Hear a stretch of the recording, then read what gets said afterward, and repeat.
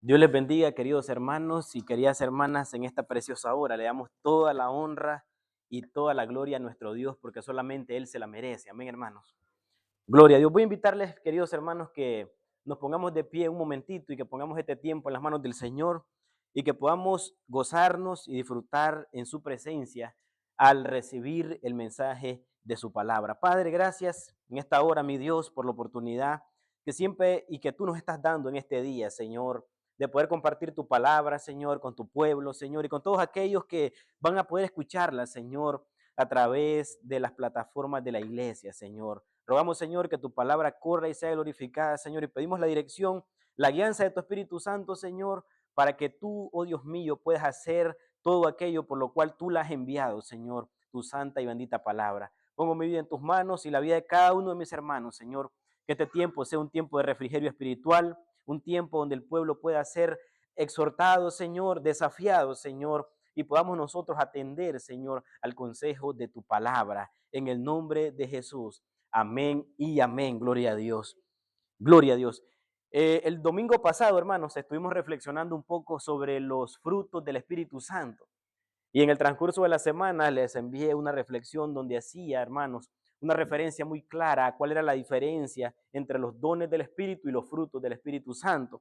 Y hablando de los dones, hermanos, les mencionaba que cada uno de nosotros, oiga esto, hermano, cada uno de ustedes han recibido de parte de Dios un don especial. Algunos han recibido uno, algunos han recibido dos, algunos han recibido tres, pero no hay ninguno de nosotros, hermanos, que hemos recibido a Cristo en nuestros corazones, que no tengamos un don en el cual nosotros podamos glorificar a nuestro Dios.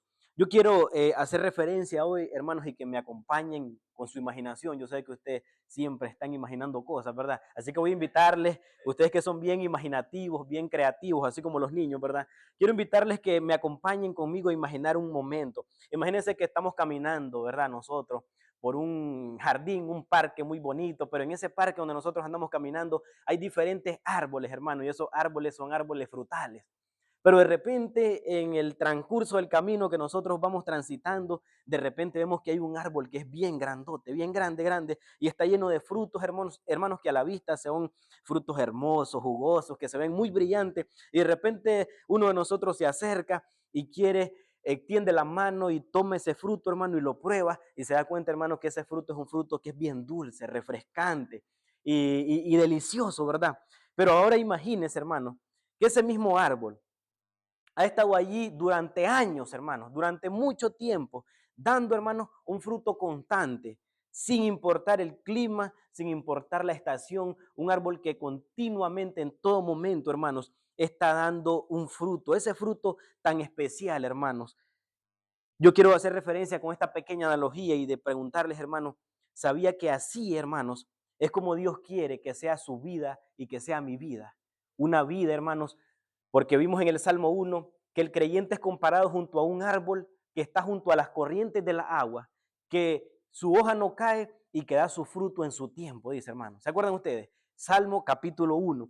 Entonces, hay una palabra del Señor en el Evangelio de Juan donde el Señor dice en el capítulo 15 que Él quiere que sus discípulos lleven mucho fruto, dice, hermano, lleven mucho fruto. De tal manera, hermano, que Dios nos llama a nosotros no solamente a asistir a la iglesia, Dios no nos llama a nosotros solamente a portarnos bien, oiga eso, Dios nos llama a nosotros, hermanos, a que llevemos mucho fruto y que nuestro fruto permanezca. Amén. Ese es el mensaje del Señor. Entonces, ahora bien, ¿qué tipo de fruto, hermanos, espera Dios de nosotros?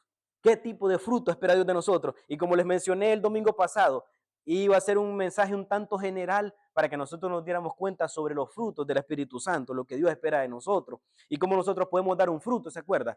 Sin Él nada podemos hacer, separados de Él no podemos permanecer en la vid, al no permanecer en la vid no damos fruto, separados de su palabra no podemos dar fruto porque es su palabra la que produce ese fruto espiritual en nosotros, la comunión con Dios. Entonces, vamos a ir nuevamente a Gálatas capítulo 5, versículo 22 y 23. Gálatas capítulo 5, hermano, acompáñenme con la escritura. Gálatas capítulo 5, versículo 22 y 23, hermanos.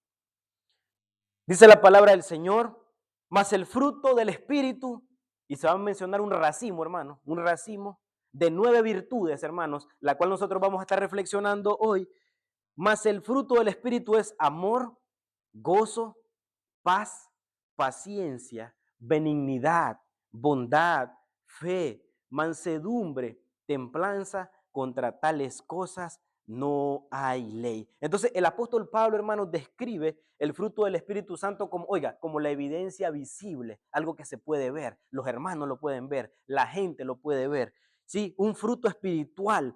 Eso, hermanos, es lo que el apóstol Pablo está tratando de enseñar.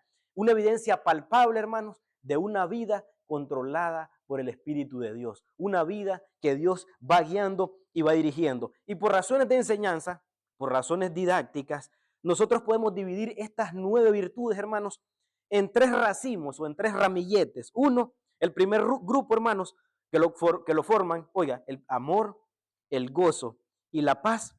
Eso, hermano, habla específicamente de nuestra relación con Dios. El amor, el gozo y la paz hablan de nuestra relación con Dios. La paciencia, la benignidad y la bondad hacen una relación entre nosotros y nuestros semejantes. Amén. Entre nosotros y nuestros semejantes. Y el tercer ramillete, la fe, la mansedumbre y la templanza hacen hincapié en la relación que tiene el hombre consigo mismo. Esas, hermanos, son actitudes interiores en nosotros, nuestras acciones interiores. Y muchas veces se le conoce a los frutos del Espíritu Santo también como las virtudes cristianas. Como las virtudes cristianas. Pero hoy, como les digo, por causa de la enseñanza y de la predicación, vamos a hacer hincapié en el primer ramillete, nuestra relación con Dios, el amor, el gozo y la paz. Amén. Entonces, hay algo que nosotros debemos de enfocarnos primero en estos 3 puntos o en estos 3 ramilletes o en estas 3 virtudes, hermanos, el amor, el gozo y la paz. Es que lo primero que quiero decir es de que el mundo, hermanos, oiga, el mundo siempre va a querer buscar esto. El mundo quiere buscar amor, el mundo quiere buscar gozo, en el mundo se quiere encontrar la paz. Pero estas 3 cosas, hermanos, que el mundo busca desesperadamente, solamente los hijos de Dios pueden verdaderamente tener esta experiencia personal. El amor, el gozo y la paz. Aunque el mundo está desesperado, hermano, buscando estas 3 cosas, de muchas maneras, ellos intentan de muchas maneras procurar tener amor, procurar, hermanos, encontrar reconciliación, procurar encontrar paz y gozo en medio del conflicto y tantas cosas que hay en el mundo, hermanos. Solo el cristiano, hermanos, solo el Hijo de Dios puede experimentar verdaderamente el fruto del Espíritu Santo. ¿Y por qué digo esto, hermano? Bueno, porque nosotros podemos tener mucho dinero, pero no tener amor. Pero no tener, hermanos, ese amor que viene genuinamente del fruto del Espíritu Santo. Podemos tener mucho dinero, hermanos, y vivir una vida vacía. Podemos tener, hermanos, muchos logros en nuestra vida, sin embargo, no encontrar un gozo verdadero en las cosas que nosotros hacemos. Y muchas veces eso se traduce o se identifica muchas veces como una carga en vez de ser una bendición. Se pueden tener muchas posesiones, hermanos, pero esto no se sigue necesariamente que se tenga la paz, sino que muchas veces las personas que tienen más posesiones son esclavas del temor, son esclavas del miedo, hermano. Entonces, hoy veremos cómo el Espíritu Santo produce en nosotros ese amor que transforma, ese gozo que sostiene y esa paz, hermano, que calma nuestra vida. Entonces quiero, mientras predico, hermano, que usted pueda hacerse una pregunta y pueda responderle en el transcurso de la predicación. Estoy reflejando estos frutos del Espíritu Santo en mi vida. Y quiero hacer referencia a uno, hermanos, que es del más importante. Y es algo que nosotros ya sabemos, hemos enseñado muchas cosas, pero verdaderamente, hermanos, a veces pienso como que no puntualizamos específicamente en lo que indica este fruto tan importante, el fruto del amor. Un fruto muy importante. El amor, hermanos, es la marca distintiva del creyente, del cristiano. Y Jesús afirma, hermanos, que el amor mutuo entre los creyentes es esa señal en que nosotros somos sus discípulos. Quiero que me acompañen a Juan capítulo 13, versículo 35. El Evangelio de Juan capítulo 13, versículo 35 dice lo siguiente, queridos hermanos. Juan 13, 35.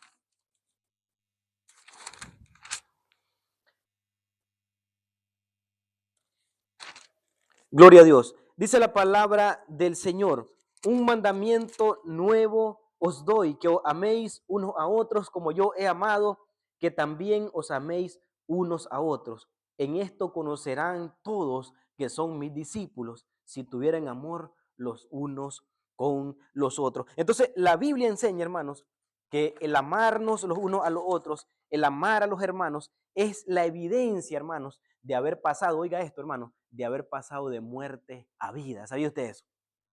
El amor que nos tenemos entre nosotros, el amor que nos tenemos con nuestros semejantes es la evidencia de que Dios ha transformado tu vida y ha transformado mi vida. Y todos aquellos rencores del pasado y toda aquella lucha que teníamos nosotros, hermanos, ha quedado atrás porque hemos comprendido la obra de Cristo en la cruz del Calvario. Vamos a ir a Primera de Juan capítulo 3, versículo 14. El evangelista Juan lo menciona de una manera muy directa, hermanos, muy clara.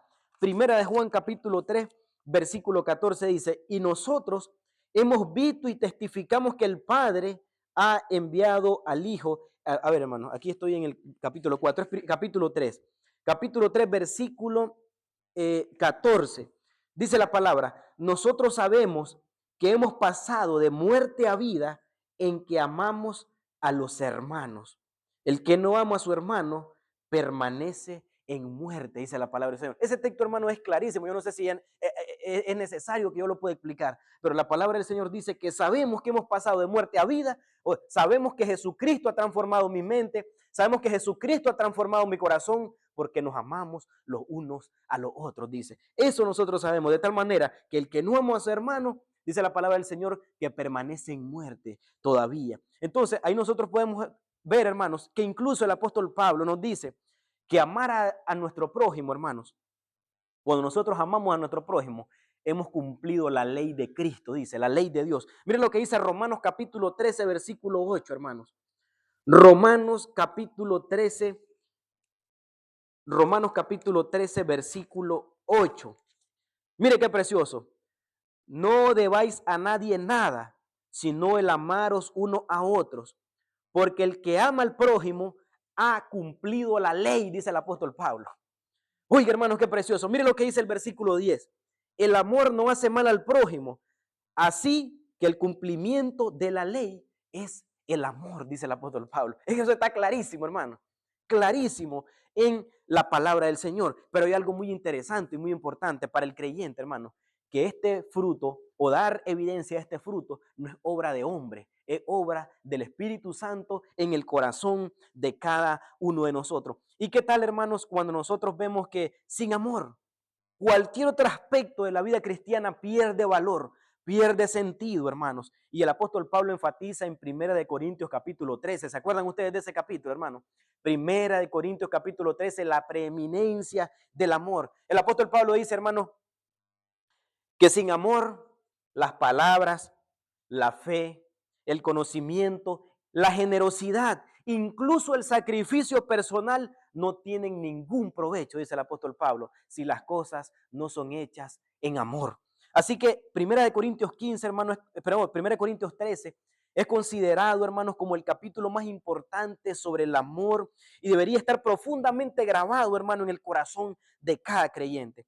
Ese amor, hermanos, que es como el verano, hermanos, para aquel agricultor que no encuentra el momento, hermanos, para que puedan florecer aquel jardín tan precioso, hermano. Así es el amor, hermanos, en la vida cristiana. Sin amor, hermanos, la vida está vacía. Sin amor, hermanos, la vida carece de sentido, carece de propósito. Pero Pedro, hermano, exhorta a los creyentes a tener un amor ferviente, hermano. Vamos a ver lo que dice Pedro, Primera de Pedro capítulo 4, versículo 8. Primera de Pedro capítulo 4, versículo 8. Mire lo que dice la palabra del Señor. Y ante todo, tened entre vosotros ferviente amor, dice el apóstol Pedro, hermano. Él utiliza ese término ferviente, que habla, hermanos, de poner de nuestra parte. Amén. Ferviente amor, ¿sí? Porque el amor cubrirá multitud de pecados, dice, hermanos. Hermano, ¿sabe usted que nosotros no podemos esperar que el mundo nos ame a nosotros? El mundo espera que seamos nosotros quienes llevemos el amor de Cristo. Así que si usted tiene dificultades en su trabajo, si usted tiene dificultades en su matrimonio, si usted tiene dificultades con sus hijos, si usted tiene dificultades, hermano, en diferentes relaciones personales, usted nunca espere, hermano, como creyente en Jesucristo, que va a recibir amor de otra persona. Nosotros somos los llamados a dar amor, hermanos, a un mundo que vive sin Cristo y que se pierde sin esperanza. Somos usted y soy yo, hermanos. No espere, hermano, recibir amor, no espere recibir cariño, no espere recibir tolerancia de un mundo que odia a Cristo, que odia su palabra y que está, hermanos, en enemistad con Dios. Somos nosotros, hermanos, los que estamos llamados para dar ese amor, hermanos, a el mundo. Usted sabe, hermanos, que cuando nosotros nos hacemos miembros de una congregación, una de las obligaciones que tiene el miembro de la congregación es perdonarnos entre nosotros, entre los hermanos. Somos nosotros, hermanos, los que tenemos que dar el ejemplo del perdón en la congregación. Si hay un roce, si hay algo que está dificultando la relación entre un hermano, entre una hermana, o entre las hermanas o entre los hermanos, cualquier relación, cualquier fricción que vaya a haber entre nosotros, hermanos, es usted y soy yo, hermano, lo que estamos llamados a dar un paso hacia adelante y mostrar la obra que Cristo ha hecho en mi vida y ha hecho en tu vida. Somos nosotros, hermanos, lo que estamos llamados a dar un paso hacia adelante y mostrar ese amor de Dios hacia los demás. Y ese amor, hermanos, fue demostrado de una manera maravillosa. Ese amor el cual Dios está pidiendo de nosotros fue demostrado de una manera maravillosa en la cruz del Calvario.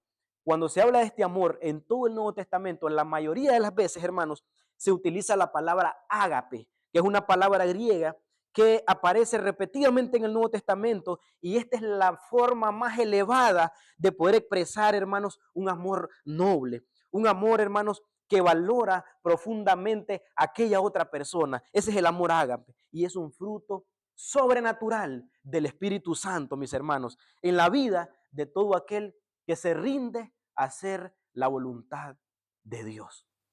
Es un fruto del Espíritu Santo, hermanos. Entonces, además de ser importante aclarar, hermanos, que el amor bíblico no está sujeto a emoción, no está sujeto a ninguna emoción o a ningún sentimiento, aunque pueden incluir muchas veces emociones. El verdadero amor, hermanos, es acción, no es un sentimiento.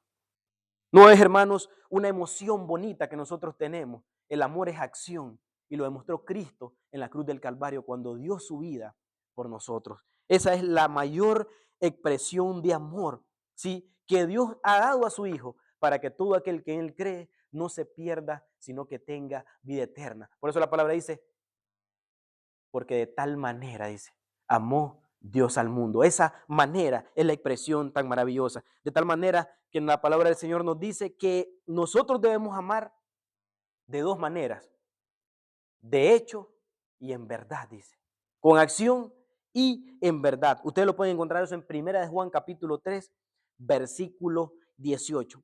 Por eso el amor ágape, hermanos, es un acto voluntario. Solo se puede manifestar, hermano, cuando nosotros nos rendimos plenamente ante Cristo nuestro Señor. Y hay muchos ejemplos que yo puedo poner, hermanos. Un ejemplo del amor del creyente, el amor real, hermanos, es el amor de una joven esposa que ha sido abandonada por su esposo, quien al meditar en el amor de Cristo logra perdonar incluso a aquella mujer con la cual el esposo la abandonó, enviándole incluso un regalo, quizás en Navidad, como muestra de amor. Eso es el fruto del Espíritu Santo, el amor de Cristo manifestado en nuestras vidas. Entonces, el amor, hermano, no solamente es una opción para el creyente, es un mandamiento. El mandamiento del Señor, un nuevo mandamiento les doy, dice su palabra, que os améis los unos a los otros. Y algo muy interesante, porque siempre que el Señor habla de ese amor, Él habla del amor hacia los enemigos, en el Evangelio de Mateo, capítulo 5 al capítulo 7. ¿Se acuerdan ustedes?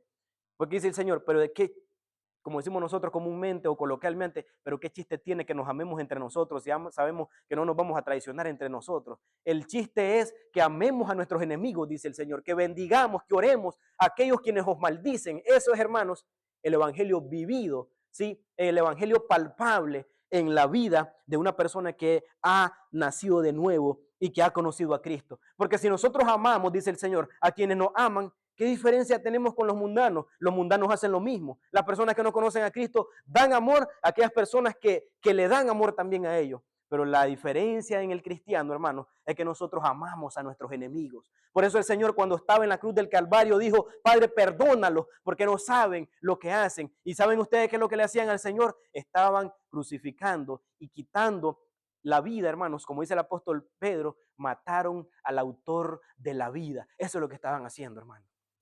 Y Él, con su ejemplo, nos da a nosotros, hermanos, esa lección tan grande, hermanos, del amor expresado en su máxima o en su plenitud, hermanos. Entonces, nosotros podemos ver, hermanos, que el amor no es una opción para el creyente, es un fruto del Espíritu Santo. Y finalmente, hermanos, el amor debe ser la característica principal de la iglesia. Y qué bueno, hermano, yo le glorifico al Señor en todo momento, por los diferentes testimonios que nosotros escuchamos. Hemos escuchado a Camila, hemos escuchado a la hermana que ha estado un par de semanas con nosotros.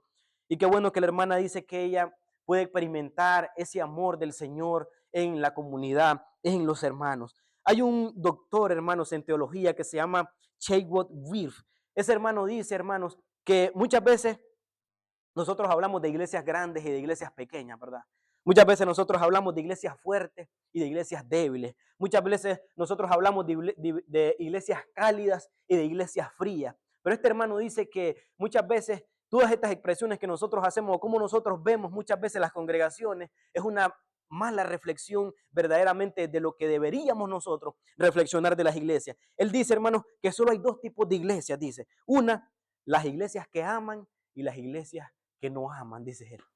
Y a partir de ahí, hermanos, nosotros podemos concluir en las otras reflexiones que son un derivado de lo primero y de lo principal que debe estar en la vida de cada uno de nosotros. ¿Estamos bien hasta ahí, hermanos? ¿Estamos bien? ¿Entendemos, hermanos, lo que implica el amor que proviene solamente de Dios? Un amor que es perdonador. El amor todo lo sufre, ¿se acuerdan ustedes? El amor todo lo espera. El amor todo lo soporta. El amor nunca deja de ser, dice la palabra. Las profecías se acabarán, dice, ¿verdad, hermano? En parte conocemos y en parte profetizamos, pero, hermanos, aún permanecen la fe, ¿se acuerdan? La esperanza y el amor. Estos tres, pero el mayor de ellos, dice el apóstol Pablo, es el amor, dice el apóstol Pablo. Amén. Entonces continuamos, hermanos, y se habla también del amor y de el gozo. El gozo del Espíritu Santo, un gozo que no depende, hermanos, de las circunstancias que nosotros estemos pasando. El gozo del Espíritu Santo, hermanos, es mucho más que una simple emoción de felicidad, una simple emoción pasajera. Mientras la felicidad depende de lo que sucede a nuestro alrededor, el gozo del Espíritu Santo, hermanos, depende de lo que Dios ha hecho y de su presencia en tu vida y en mi vida. Su presencia continua. Ese es el gozo del Espíritu Santo. ¿Qué es el gozo del Espíritu Santo? Es un deleite profundo en Dios. Ese es el gozo del Espíritu Santo, hermano. Un deleite profundo en Dios, una satisfacción interna que permanece incluso en medio de las pruebas.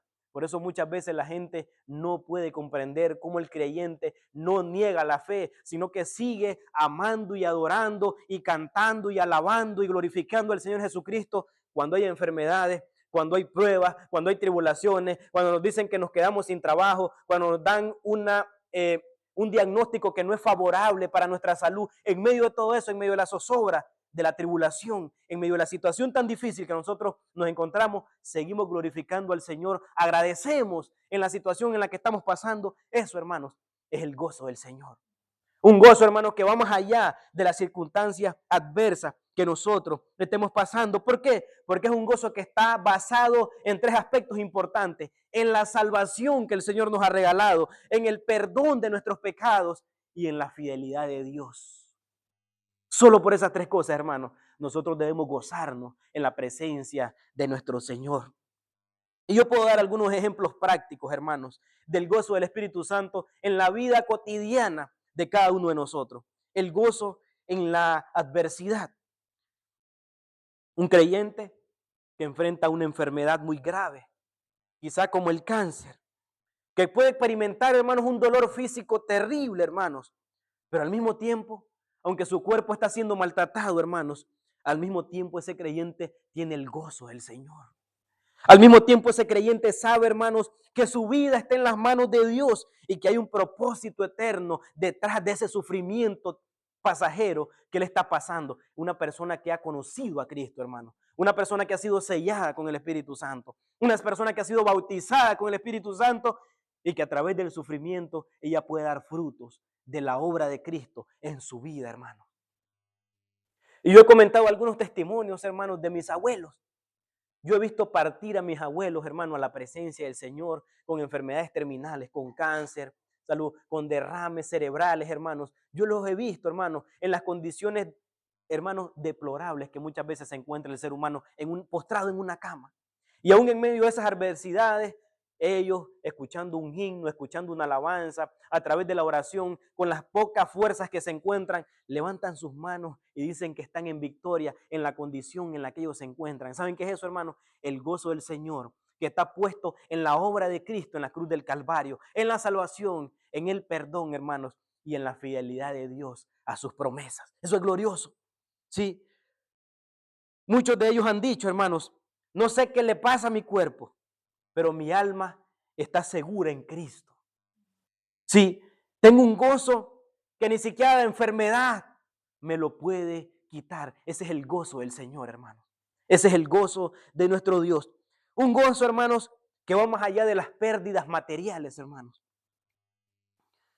Cuando alguien pierde un empleo, cuando alguien, hermanos, atraviesa una crisis económica, el gozo del Espíritu Santo, hermanos, lo sostiene. El gozo del Espíritu Santo, hermanos, puede que no haya mucho dinero en la casa. Puede, hermanos, que haya muchas dificultades, pero hay una confianza y una paz que Dios sabe todo lo que está pasando y que Dios es su proveedor.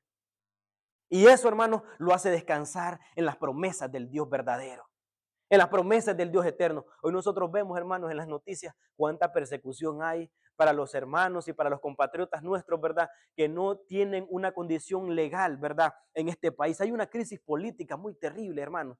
Pero hay algo que caracteriza al cristiano, hermano, que aún en medio de esa situación tan difícil, aunque nosotros no entendemos todo lo que esté pasando, nosotros sabemos que si nosotros somos hijos de Dios, Él está al tanto y al cuidado de todas las cosas que pasan a nuestro alrededor. Dios tiene cuidado de tu vida, hermano. Dios tiene cuidado de mi vida. Y si Él ha sido fiel, hermanos, cuando nosotros hemos sido infiel, hermanos, Él, hermanos, siempre permanece fiel. Él no puede negarse a sí mismo, dice su palabra. Hermano, el salmista David decía, joven fui y he envejecido, decía él. Y yo no he visto en toda mi vida a un justo que haya quedado desamparado o a su descendencia que mendigue pan. Hermano, esas son las promesas del Señor. Usted nunca va a quedar solo, usted nunca va a quedar sola, hermano. Aunque el mundo se derrumbe a nuestro alrededor, hermanos, dice la palabra del Señor que nosotros estaremos confiados. Aunque un ejército acampe contra mí, aunque contra mí se levante guerra, ¿qué dice el salmista? Yo estaré confiado, dice él. Confiaré en mi Dios. Hace unos años, hermanos, cuando yo viajé hacia este país, en el distrito norte de la iglesia a la cual yo asistía, hermanos, o era miembro, una familia perdió su casa producto de un incendio. Una familia de hermanos ancianos. Eran líderes en una iglesia. Incluso creo que los hermanos pastoreaban un campo, hermanos, en una congregación rural.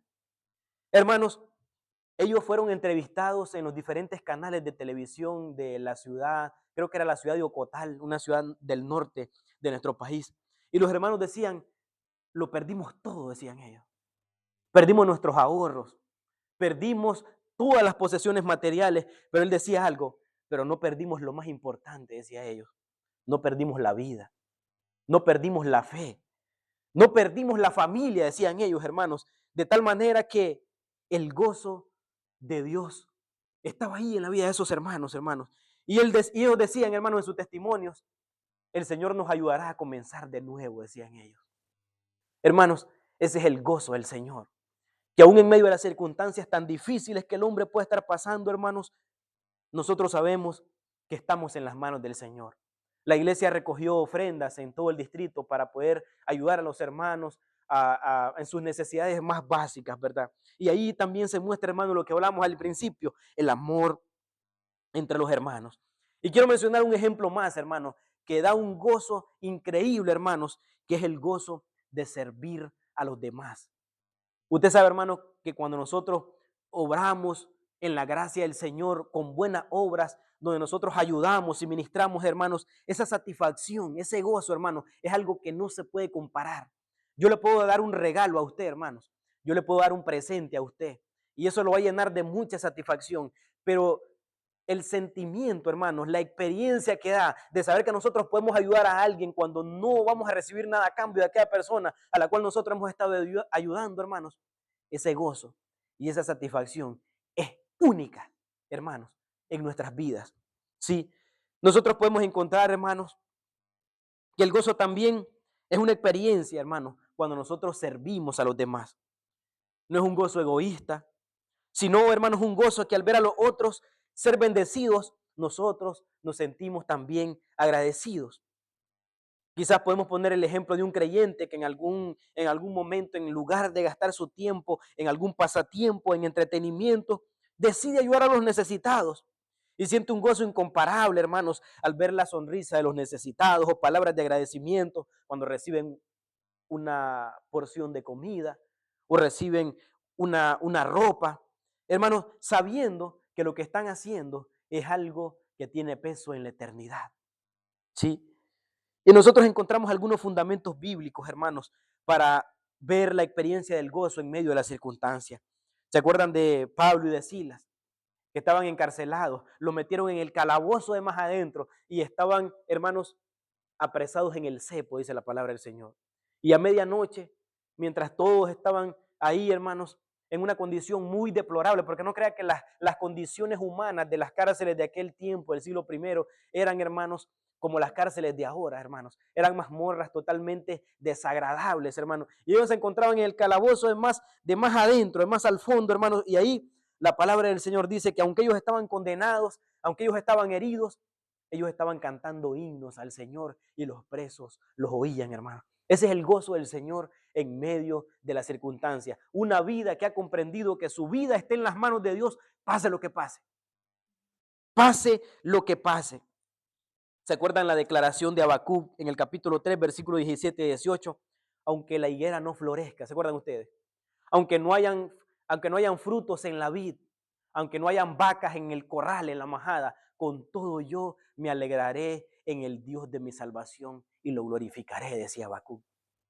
En un momento de escasez, en un momento de sequía, en un momento difícil, que dice, con todo yo me alegraré en el Señor. ¿Y qué decir de Nehemías, hermanos?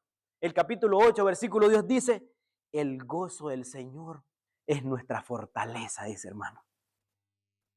Qué precioso, hermano. El gozo del Señor es nuestra fortaleza. Así que si pudiéramos dar una aplicación pastoral a esta reflexión, hermanos, el gozo no siempre se siente como una risa eufórica, sí, sino que se puede expresar, hermanos, en un descanso profundo en el corazón de nosotros, en medio de la situación más difícil que podamos estar nosotros pasando. Nosotros podemos pedirle al Señor, hermanos. Nosotros podemos orarle al Señor y pedirle al Espíritu Santo, hermanos, que renueve ese gozo en nosotros en medio de las pruebas. Si ha estado pasando por una tribulación, si ha estado pasando por una prueba, usted tiene la plena libertad de decirle al Señor, Espíritu Santo, lléname de ese gozo que yo necesito para seguirte glorificando como tú te lo mereces, para darte esos frutos de alabanza que glorifiquen tu nombre, Señor amado. Nosotros podemos hacer eso, hermanos. El gozo del Espíritu Santo, hermanos, es un testimonio poderoso, hermanos, ante un mundo que está lleno de ansiedad, ante un mundo que sucumbe, hermanos, ante la depresión, ante la tristeza, ante la depresión. Nosotros, hermanos, somos un testimonio vivo y poderoso del gozo del Espíritu Santo. Así que el gozo del Espíritu Santo no significa la ausencia de problemas, hermanos, sino la presencia de Dios en medio de los problemas. Ese es el gozo del Espíritu Santo de Dios. ¿Y qué tal si hablamos de lo último, de la paz? Amor, gozo y paz. La definición bíblica de la paz, hermanos, es que la paz es mucho más que la tranquilidad emocional o la ausencia de los problemas. La paz bíblica o la paz de Dios es mucho más que eso. Es un estado de descanso, hermanos. Es un estado de seguridad que nace de la reconciliación entre Dios y el pecador. Romanos 5:1 dice, hermanos, que justificados pues por la fe, tenemos paz para con Dios. Así que nosotros los creyentes y los bautistas creemos que la paz empieza cuando el hombre se ha reconciliado con Dios y ha sido justificado de su pecado, ha sido declarado salvo y justo por Dios. Mientras el hombre no se ha reconciliado con Dios, el hombre vive en un conflicto interno, hermanos. Conflicto interno, conflicto con el de al lado, conflicto con todo el mundo, porque no ha encontrado la verdadera paz, hermanos, ese estado interno de descanso y de seguridad que ofrece únicamente Jesucristo, el Hijo de Dios, en la cruz del Calvario. Así que eso significa, hermanos, que la paz verdadera empieza cuando uno ha sido salvado, cuando uno ha sido justificado, poniendo la fe en Jesucristo, el Hijo de Dios. Sin esa paz con Dios, hermanos, no existe ninguna paz duradera. Si nosotros no nos hemos reconciliado con Dios, no hay paz verdadera. Pero también nosotros podemos decir, ¿y qué es la paz del mundo? Porque también nosotros tenemos que reconocer que el mundo ofrece cierta paz. Sí, pero el mundo ofrece una paz que es pasajera, una paz que es frágil, una paz que es superficial. Nosotros vemos las noticias y cuántos documentos se han firmado allá en Medio Oriente de paz. ¿Se acuerdan ustedes de los tratados de Abraham de hace un par de años atrás? Se rompieron y siempre siguen los conflictos. Y de repente uno le lanza un misil a otro y de repente el otro le contesta con otra cantidad de misiles. Y ese ejemplo sencillo ahí, hermanos, el lugar, es el ejemplo de una vida sin Cristo, que siempre está tratando de defenderse y de defenderse, hermanos, de una manera egoísta. Entonces la paz del mundo, hermanos, es una paz que está basada en el dinero, en los logros, en las posesiones, basada en el entretenimiento, en el placer momentáneo, en las vacaciones. Hermanos, podemos disfrutar, no está mal de todas estas cosas, pero eso, hermanos, no es la base de la paz que Dios ofrece. El mundo, hermanos, ofrece una paz que va a depender de las circunstancias en las cuales esté pasando. Si usted se encuentra bien, si usted se siente bien, si usted está cómodo en un lugar bonito, disfrutando, usted va a sentir mucha tranquilidad, usted se va a relajar, hermanos, usted va a disfrutar, hermanos, momentáneamente eso, pero cuando vuelva a su casa, cuando se mete en su carro, cuando vuelva nuevamente a cerrar sus ojos, vuelve nuevamente ese conflicto, porque esa no es la verdadera paz. La verdadera paz solo Cristo, hermanos, la puede dar por medio de su Espíritu Santo. Entonces el mundo ofrece esa paz, pero ¿qué pasa cuando llega la enfermedad? ¿Qué pasa cuando llegan los problemas familiares? ¿Y qué pasa cuando la muerte toca la puerta? ¿Qué pasa? Hermanos, esa paz desaparece. Pero Jesús lo dijo claramente, Juan 14:27. La paz os dejo y mi paz os doy. Y mi paz no la doy como la paz que el mundo da, dice su palabra, hermano. Y esa es la promesa de Cristo. La paz de Dios va más allá, porque es un regalo sobrenatural que viene de parte de nuestro Dios. No depende de las emociones, hermanos. La paz de Dios depende de la presencia de Cristo en tu vida y de la presencia de Cristo en mi vida. Una paz que permanece, hermanos, en medio de las pruebas, en medio de las dificultades. Mire lo que dice Filipenses 4:7. Y la paz de Dios que sobrepasa todo entendimiento. Oiga, qué precioso, hermano. Esa paz es protectora. Guardará vuestros corazones y vuestros pensamientos en Cristo Jesús, dice. Esa es la paz de Dios, hermano. Una paz que protege la mente y protege el corazón. Nos libra de la ansiedad, nos libra del temor, nos libra de la zozobra, porque porque nuestras vidas están puestas en manos seguras, en las manos de Dios. Y si nosotros somos aquellas ovejas que hemos escuchado la voz del buen pastor que es Cristo Jesús, que dice, nadie las arrebatará de la mano de mi Padre, dice, hermano. Esa es la paz de nuestro Señor. Esa paz no se puede fabricar, no se puede replicar. Es una paz que reside en la presencia del Espíritu Santo en la vida de cada uno de nosotros. Hay una profecía, hay una palabra en el profeta Isaías que dice: tú guardarás en completa paz aquel cuyo pensamiento en ti persevera, porque en ti ha confiado. Esa es la paz de Dios. Él guarda en completa paz aquel cuyo pensamiento en él persevera, porque en él ha confiado. Entonces, hermanos, hay un contraste muy grande, marcado, entre la paz del mundo y la paz de Cristo. Una persona sin Cristo puede tener dinero, puede tener salud, puede tener éxito, pero aún así vivir con ansiedad, vivir con temor al futuro y vivir con un vacío interior. Pero la paz del creyente, un creyente fiel, puede estar en medio del sufrimiento, en medio de la enfermedad, en medio de la crisis económica, en medio de la pérdida familiar, pero aún así sigue firme, sigue confiando, porque sabe que Dios tiene el control de todas las situaciones y lo más importante, que su alma está segura en las manos de Cristo. ¿Sí?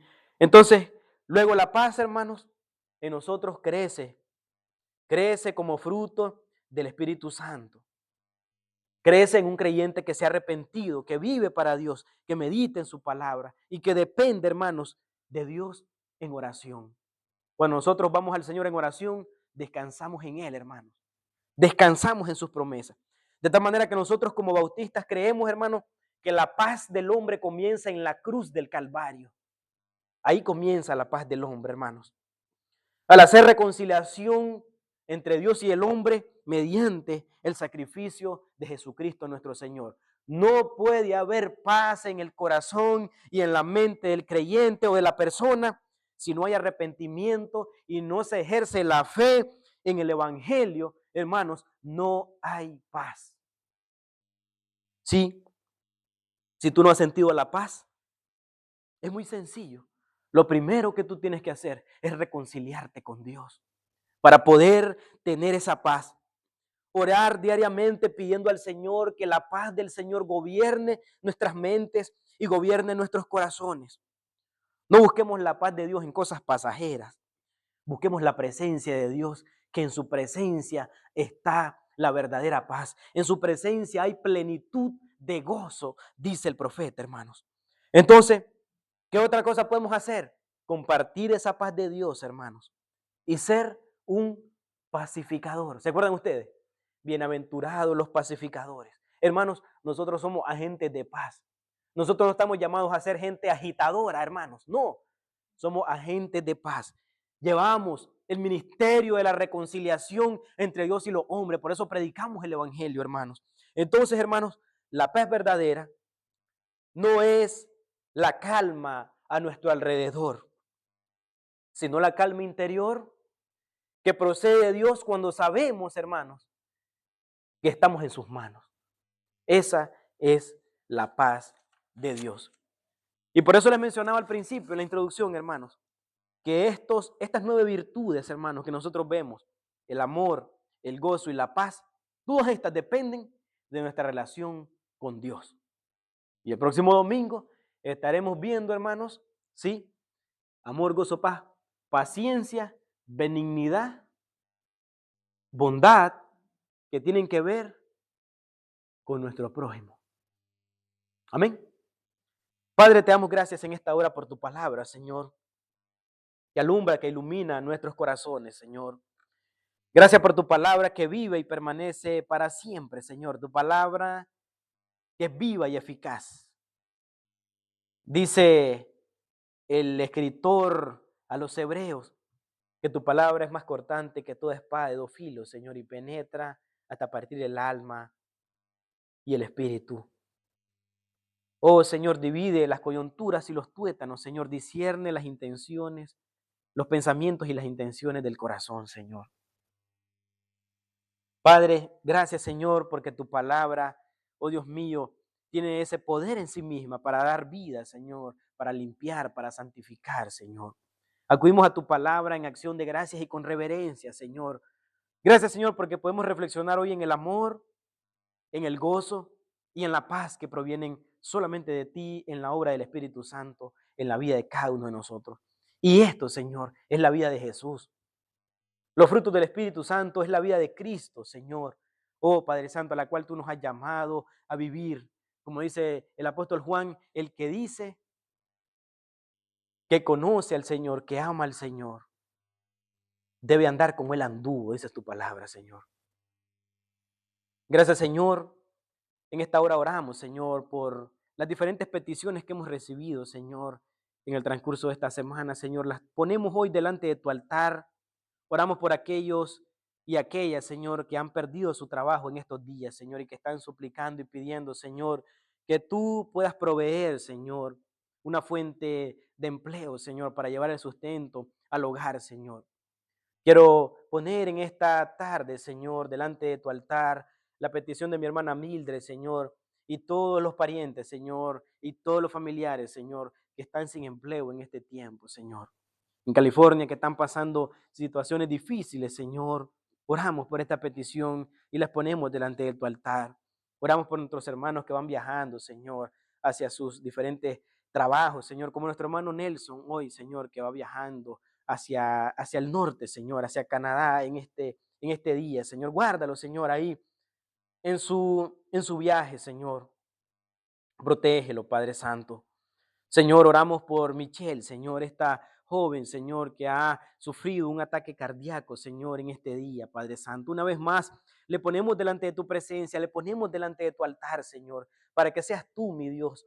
Oh, Padre Santo, fortaleciendo ese cuerpo, Padre, fortaleciendo a la familia, Señor, que seas tú acompañándole, Señor. Oh, Padre Santo, ahí en su vida, Padre Santo, su familia ha pedido petición de oración y nosotros clamamos por ella, Señor. Oramos por la niña de Kelly, Señor, que va a ser intervenida en Seattle, Señor, una operación a corazón abierto, Señor. Oramos por ella, Señor, que tú estés con ella glorificándote, Señor, acompañándole, Señor, en el nombre de Jesús. Señor, oramos por nuestra hermana Elizabeth, Señor, y toda la familia, Dios amado. Fortalece ese pueblo, Señor. Fortalece a tus hijos. Oramos por Nelly, por Carmen, Señor, por todos sus hermanos, por sus hermanas, por sus sobrinos, Señor. Oh Padre Santo, que han sufrido la sensible pérdida, Señor, de su Padre, su ser querido, Señor. Fortaléceles y consuélales, Señor. Oh Padre Santo, con el poder de tu Espíritu Santo, en tus promesas, Señor. Oh Padre, en este tiempo, Señor. Padre, mira las diferentes enfermedades que tu pueblo está sufriendo, Señor.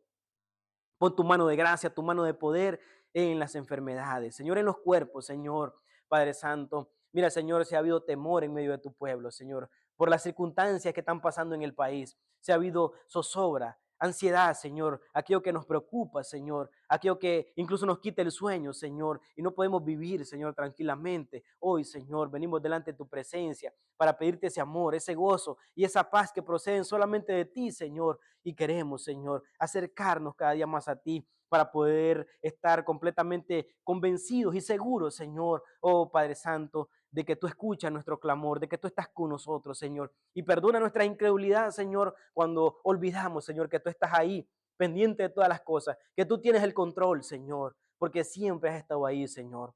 Perdona nuestra incredulidad, la duda, Señor, que en algún momento pueda albergarse en nuestras mentes, Señor amado. Oh, mi Dios, gracias por lo que tú has hecho por nosotros, Señor. Y todo lo que hagamos, Señor, sea palabra, sea de palabra o de hecho, sea para la gloria de nuestro Señor y Salvador Jesucristo. Amén, amén y amén. Gloria a Dios. Que Dios les bendiga, queridos hermanos.